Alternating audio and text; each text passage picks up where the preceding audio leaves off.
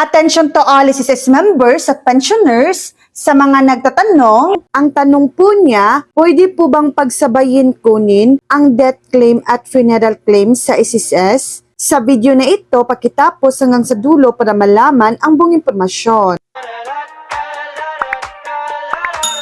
Oo, pwede pong pagsabayin ang pag-file o pag-process ng SSS funeral benefit at death claim ayon sa ilang karanasan ng mga miyembro, lalo na kung through online at kompleto na ang lahat ng requirements. Narito ang ilang mahalagang paalala. Pagkakasunod-sunod, madalas na inuuna ang funeral claim para masettle ang gastos sa pagpapalibing, susunod na ang death claim. Requirements, siguraduhin kompleto ang dokumento para sa parehong claim. Online filing, mas mabilis ang proseso kung online isusumiti ang mga aplikasyon. Para sa mas tiyak na gabay, mainam na mag-login sa inyong My.SSS account o tumawag sa pinakamalapit na sangay ng SSS. So yan lang po ang latest update.